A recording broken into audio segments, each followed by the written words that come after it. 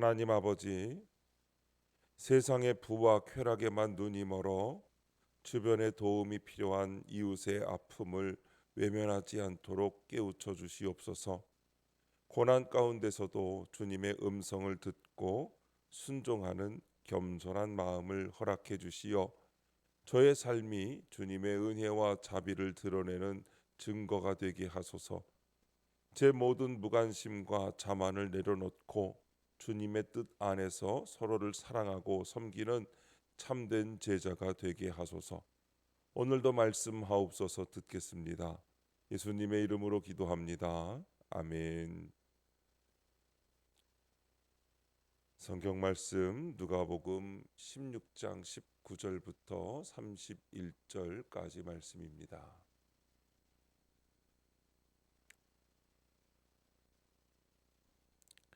우리 하나님의 말씀을 다 함께 한 목소리로 읽겠습니다.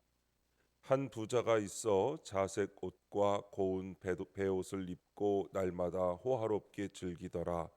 그런데 나사로라 이름하는 한 거지가 헌데투성이로 그의 대문 앞에 버려진 채 그 부자의 상에서 떨어지는 것으로 배불리려 하매 심지어 개들이 와서 그 헌데를 핥더라. 이에 그 거지가 죽어 천사들에게 받들려 아브라함의 품에 들어가고 부자도 죽어 장사되매 그가 음부에서 고통 중에 눈을 들어 멀리 아브라함과 그의 품에 있는 나사로를 보고 불러 이르되 아버지 아브라함이여 나를 긍휼히 여기사 나사로를 보내어 그 손가락 끝에 물을 찍어 내 혀를 서늘하게 하소서. 내가 이 불꽃 가운데서 괴로워하나이다. 아브라함이 이르되 너는 살았을 때에 좋은 것을 받았고 나사로는 고난을 받았으니 이것을 기억하라. 이제 그는 여기서 위로를 받고 너는 괴로움을 받느니라. 그뿐 아니라 너희와 우리 사이에 큰 구렁텅이가 놓여 있어 여기서 너희에게 건너가고자 하되 갈 수 없고 거기서 우리에게 건너올 수도 없게 하였느니라. 이르되 그러면 아버지여 구하노니 나사로를 내 아버지의 집에 보내소서. 내 형제 다섯이 있으니 그들에게 증언하게 하여 그들로 이 고통받는 곳에 오지 않게 하소서. 아브라함이 이르되 그들에게 모세와 선지자들이 있으니 그들에게 들을지니라. 이르되 그렇지 아니하니이다. 아버지 아브라함이여 만일 죽은 자에게서 그들에게 가는 자가 있으면 회개하리이다.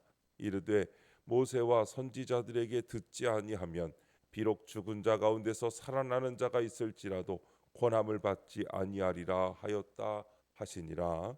아멘. 고난 후에 받을 위로라는 제목으로 말씀의 은혜를 함께 나누겠습니다. 본문 요약입니다. 한 부자가 날마다 호화롭게 즐기다가 죽은 후 음부의 고통에 처합니다. 반면 비참한 삶을 살던 거지 나사로는 죽은 후 천사들에게 받들려 아브라함의 품에 들어갑니다.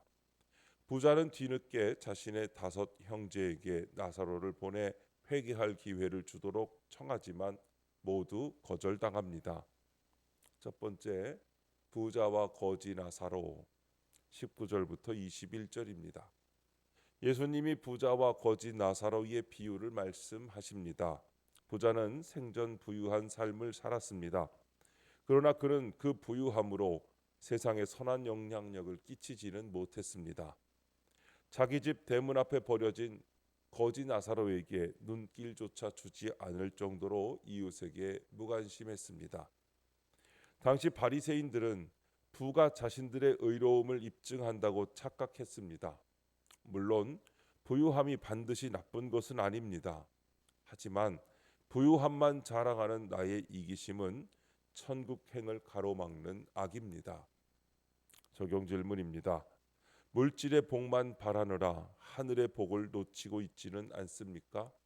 내 주변에 영적 도움이 필요한 나사로는 누구입니까? 예수님의 비유 속 한 부자는 자신이 가진 모든 재산이 하나님이 맡겨주신 것임을 알지 못했습니다.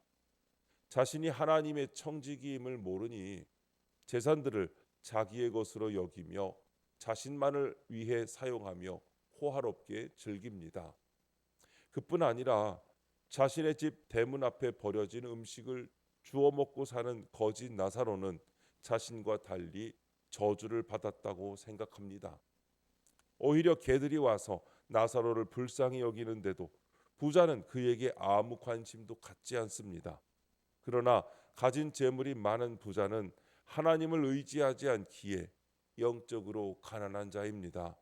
그리고 하나님은 나를 도우시는 분이라는 뜻의 이름을 가진 거지 나사로는 처한 환경조차 겸손하여 한순간도 하나님의 도움 없이는 살 수 없는 진정한 영적 부자입니다. 예수님은 우리에게 목숨까지 내어주시는 희생의 본을 보이셨습니다. 그리고 우리에게 내게 구하는 자에게 주며 네 것을 가져가는 자에게 다시 달라 하지 말고 꾸어달라고 하는 자에게는 아무것도 바라지 말고 주는 자비로운 자가 되라 라고 누가복음 6장 30절에 말씀합니다. 하나님이 내 곁에 영육이 가난한 지체를 두신 것은 우리가 평생 갚아야 할 사랑의 빚이 있다는 증거입니다. 두 번째, 아브라함의 품 22절부터 26절까지 말씀입니다. 부자는 죽은 후 음부에서 말할 수 없는 고통을 맛보게 됩니다. 반면 거지 나사로는 아브라함의 품속에 거하는 특권을 누립니다. 고통 중에 부자는 나사로를 품에 안은 아브라함에게 나사로의 손가락 끝에 물을 찍어 내 혀를 적셔 주소서라고 합니다.